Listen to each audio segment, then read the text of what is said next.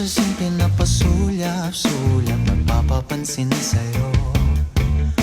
Umabot sa palitan ng mga mensahe, kilig na kilig ako.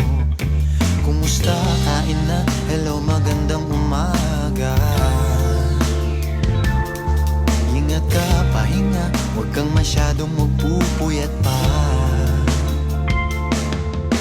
Naramdaman ng puso na dahan-dahan akong nahuhulog sa'yo. Sa kada araw natin na pag-uusap, meron nang